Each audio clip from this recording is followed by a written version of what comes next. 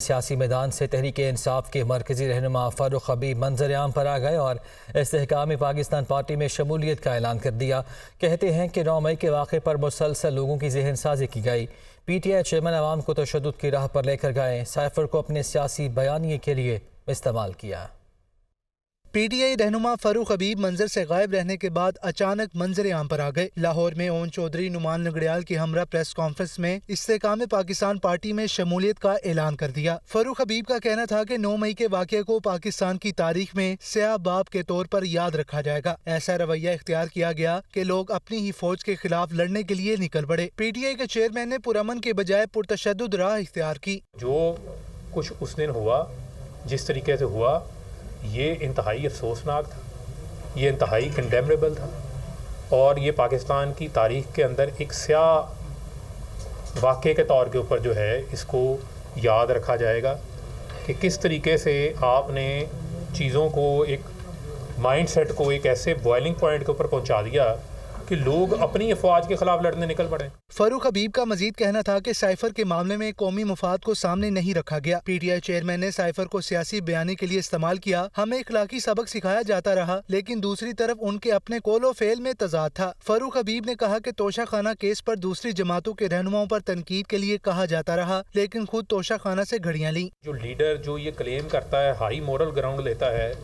وہ توشہ خانہ سے گھڑیاں بھی لے رہا ہے، اور اس کے بعد اس کی کیبنٹ کے ممبران کو ہی نہیں پتا، آئیں بائیں شائیں ہمارے سامنے ہو رہی ہوتی تھی۔ سائفر کو سیاسی اپنے بیانیے کے لیے استعمال کیا گیا، اور جس طریقے سے جب معلوم ہے کہ مثلا آپ ملک کے ایک وزیر اعظم ہیں، وزیر اعظم کو تو ادراک ہوتا ہے، ان چیزوں کی سینسٹیوٹیز سے متعلق ادراک ہوتا ہے۔ فاروق حبیب نے اپنی گرفتاری کی تردید کرتے ہوئے کہا کہ کبھی گرفتار نہیں ہوا، 3 ہفتوں سے اپنی فیملی کے ساتھ رابطہ منقطع کیا تھا تاکہ فیصلے کے بارے اطمینان سے سوچ سکوں۔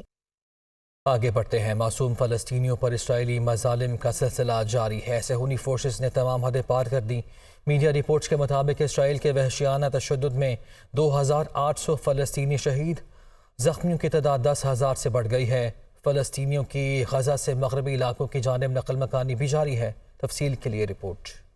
غزہ میں بھوک اور افلاس کے ڈیرے، ہر طرف چیخو پکار، مردہ خانے بھر گئے، میتیں ریفریجریٹر میں رکھی جانے لگیں، خوراک ناپید، پانی کی سپلائی بند ہو گئی، بچے بوڑھے بلبلانے لگے، فوڈ سٹوریج کی گاڑیاں بھی میتوں کو منتقل کرنے کا کام کرنے لگیں۔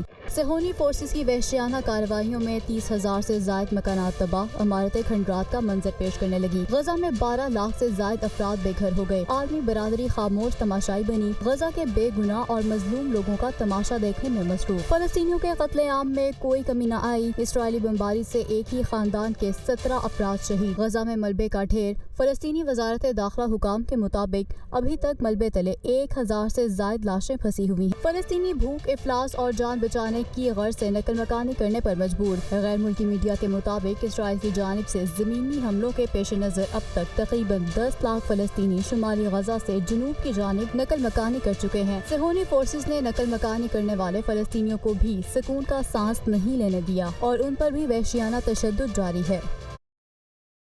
غزہ میں ڈھائے جانے والے مظالم میں کمی نہیں آ سکی ہے۔ دنیا بھر میں فلسطینیوں سے اظہار یکجہتی کے لیے ریلیاں اور مظاہرے جاری ہیں۔ امریکہ، برطانیہ، اسپین اور بھارت سمیت دنیا بھر میں عوام سڑکوں پر نکل آئے۔ لندن میں نرس بادشاہ چارلس کے تاریخی مجسمے کے ہاتھ میں فلسطینی پرچم تھما دیا گیا۔ عالمی سطح پر اسرائیل کے مظالم کے خلاف آوازیں اٹھ رہی ہیں۔ تفصیل کے لیے رپورٹ دیکھیے۔ غزہ میں انسانی بحران شدت اختیار کر گیا۔ اسرائیلی حملوں میں شہید فلسطینیوں کی تعداد میں دن بدن اضافہ ہونے لگا۔ 10 لاکھ سے زائد فلسطینی بے گھر ہو گئے۔ عالمی سطح پر بھی اسرائیلی مظالم کے خلاف زبردست احتجاجی مظاہرہ کیا گیا۔ امریکہ، برطانیہ، بھارت اور اسپین سمیت دنیا بھر میں مظاہرے، فلسطینیوں سے اظہار یکجہتی کے لیے ریلیاں۔ امریکہ میں ہزاروں افراد کا مظاہرہ۔ مظاہروں میں شریک افراد نے ظلم کا شکار فلسطینیوں کے خلاف اسرائیلی جارحیت کی بھرپور مذمت کی۔ فضائیں فری فری فلسطین کے نعروں سے اٹھی۔ اسپین کے دارالحکومت میڈرڈ میں بھی سینکڑوں کی تعداد میں لوگ سڑکوں پر نکل آئے۔ فلسطینیوں کے حق میں مظاہرے، مظاہرین کی اسرائیل کے خلاف شدید نعرے بازی، مظلوم فلسطینیوں کو ان کا حق دلوانے کے لیے بھرپور انداز میں اظہار کیا گیا۔ بھارتی مسلمان بھی فلسطینی بہن بھائیوں کے حق میں آواز بلند کرنے لگے۔ دارالحکومت نئی دہلی کی سڑکیں فلسطینی پرچموں سے بھر گئیں۔ اسرائیلی حملوں سے شہید ہونے والے افراد کو خراج عقیدت پیش کیا گیا اور اقوام متحدہ سمیت عالمی انسانی حقوق کی تنظیموں سے مطالبہ کیا گیا کہ وہ فوراً فوراً جنگ بند کروانے میں اپنا کردار ادا کریں۔ اسرائیل فلسطین تنازع حل کرنے کا یہ مشن ہے۔ عالمی رہنماؤں کے رابطے جاری ہیں۔ امریکی وزیر خارجہ اینتھونی بلنکن عرب ممالک کا دورہ مکمل کر کے وطن واپس اسرائیل پہنچ گئے۔ روسی وزیر خارجہ کی چینی ہم منصب سے ملاقات بھی ہوئی۔ امریکی وزیر خارجہ اسرائیلی وزیر اعظم نیتنیاہو سے ملاقات کر کے اپنے دورے کے حوالے سے خصوصی گفتگو کریں گے۔ چائنا کے وزیر خارجہ کی روسی ہم منصب سے ملاقات ہوئی۔ ملاقات میں حماس اسرائیل جنگ بندی بارے تفصیلی گفتگو کی گئی۔ ترجمان چینی محکمہ خارجہ کے بیان کے مطابق چائنا فلسطین کے مسئلے کے حل کے لیے جلد اپنا وفد مشرق وسطیٰ بھیجے گا۔ اقوام متحدہ کے ایئر چیف کے سربراہ مارٹن گریفٹن کا بیان بھی سامنے آیا ہے۔ وہ یہ کہتے ہیں کہ اسرائیل فلسطین تنازع کے حل کے لیے قاہرہ جاؤں گا۔ شمالی اور جنوبی وزیرستان میں سیکیورٹی فورسز اور دہشت گردوں کے مابین فائرنگ کا تبادلہ ہوا۔ جنوبی وزیرستان میں فائرنگ کے تبادلے میں ایک دہشت گرد ہلاک ہو گیا، ایک زخمی ہوا ہے۔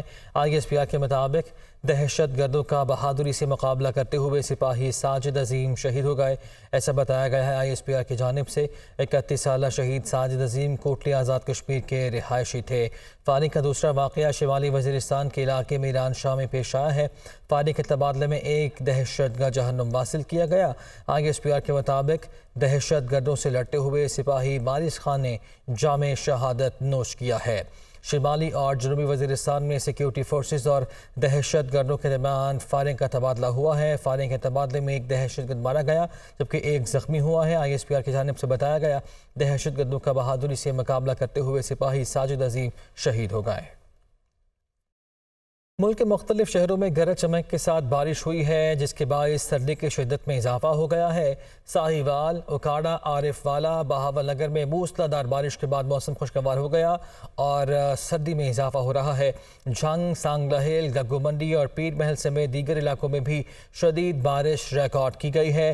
ملک کے مختلف شہروں میں گرج چمک کے ساتھ بارش ہوئی ہے جبکہ بارش کے باعث سردی کی شدت میں اضافہ ہو گیا ہے اور اوکاڑا، ساہیوال، عارف والا، بہاول نگر میں موسلادھار بارش ہوئی۔ ان کے ساتھ جھنگ، سانگلہیل، گگو منڈی اور پیر محل سمیت دیگر علاقوں میں بھی بارش ریکارڈ کی گئی ہے۔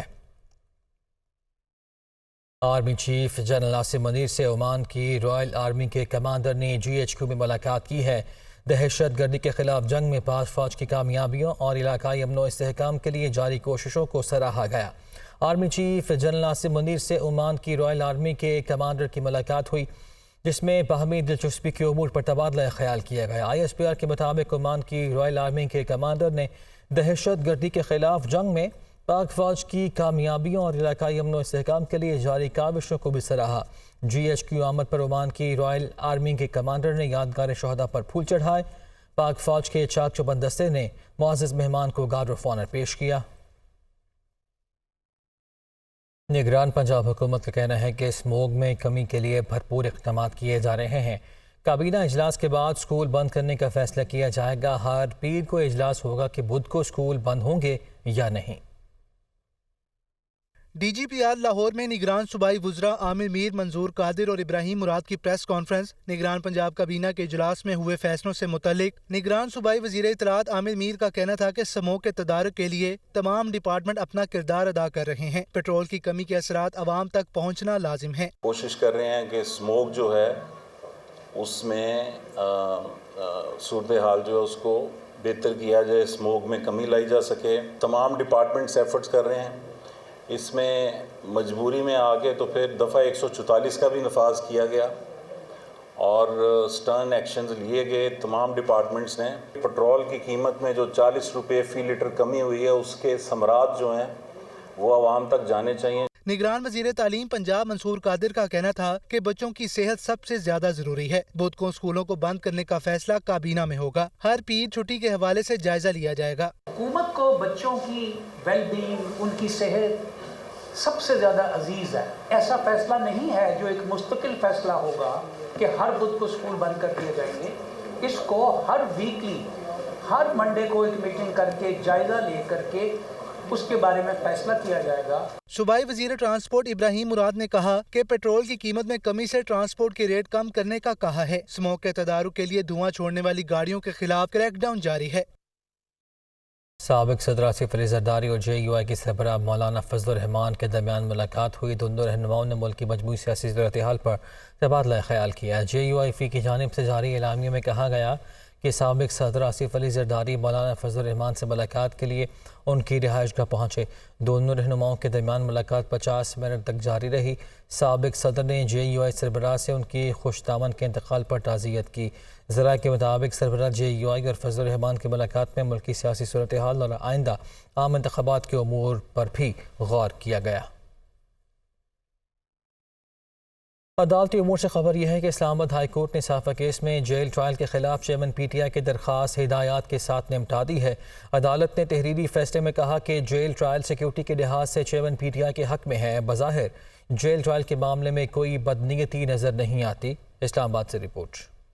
جیل ٹرائل سیکیورٹی کے لحاظ سے چیئرمین PTI کے حق میں ہے۔ بظاہر جیل ٹرائل کے معاملے پر کوئی بدنیتی نظر نہیں آتی۔ اسلام آباد ہائی کورٹ نے چیئرمین PTI کی جیل ٹرائل کے خلاف درخواست ہدایات کے ساتھ نمٹا دی۔ سائفر کیس میں جیل ٹرائل کے خلاف درخواست کی سماعت چیف جسٹس عامر فاروق نے کی۔ عدالت نے اپنے تحریری فیصلے میں لکھا ہے کہ چیئرمین PTI خود اپنی سیکیورٹی کے حوالے سے متعدد بار خدشات کا اظہار کر چکے ہیں، جبکہ جیل ٹرائل کے خلاف درخواست کا متعلقہ فورم ٹرائل کورٹ ہے۔ چیئرمین PTI کو جیل ٹرائل پر تحفظات ہیں تو ٹرائل کورٹ سے رجوع کریں۔ عدالت نے اپنے فیصلے میں سیکرٹری داخلہ کو اسلام آباد جیل کی تعمیر کے کام کو تیز کرنے کی ہدایت بھی کی ہے۔ سپریم کورٹ نے رائٹ ٹو انفارمیشن ایکٹ کے تحت اپنے ملازمین کی تفصیلات فراہم کرنے کی درخواست منظور کر لی۔ عدالت نے حکم دیا کہ 7 دنوں میں معلومات درخواست گزار کو فراہم کی جائیں۔ سپریم کورٹ نے 10 صفحات پر مشتمل تحریری فیصلے میں کہا ہے کہ 100 سے زائد ممالک میں معلومات تک رسائی کے حوالے سے قوانین موجود ہیں۔ تفصیل کے لیے رپورٹ۔